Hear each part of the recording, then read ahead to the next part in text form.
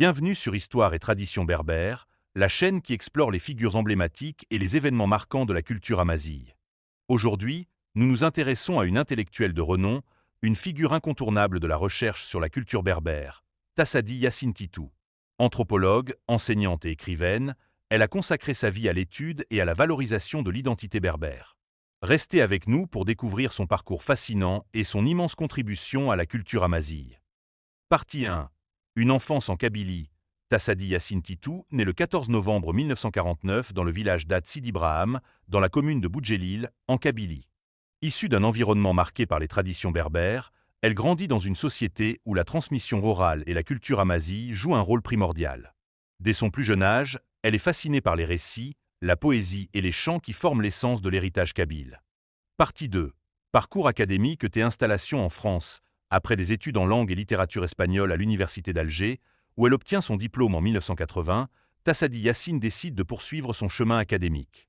Elle s'installe à Paris en 1987 et se consacre à l'anthropologie. En 1992, elle décroche un doctorat en anthropologie à l'université Paris 1 Panthéon-Sorbonne. Par la suite, elle intègre l'école des hautes études en sciences sociales, EHESS, où elle devient directrice d'études, marquant ainsi son entrée dans le cercle des plus grands chercheurs en sciences sociales.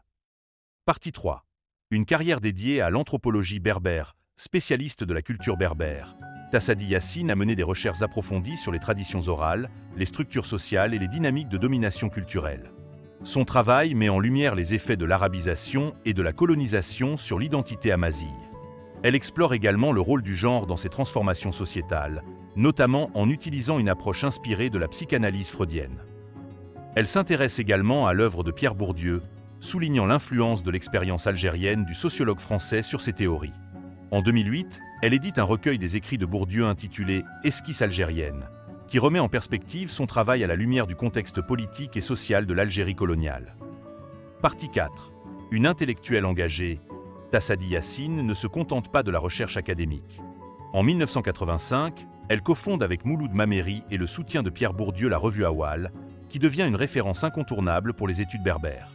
Elle y publie des articles et encourage la diffusion du savoir sur la culture amazigh. Son engagement dépasse le cadre académique. Elle milite activement pour la reconnaissance des langues et cultures berbères, dénonçant l'effacement progressif de cette identité millénaire sous la pression des politiques d'uniformisation culturelle. Partie 5. Publications et contributions. L'apport intellectuel de Tassadi Yacine est immense. Parmi ses ouvrages les plus marquants, on retrouve Chacal ou la ruse des dominés, 2001, qui analyse les stratégies de survie culturelle des Berbères face à la domination. Si tu m'aimes, guéris-moi, 2000.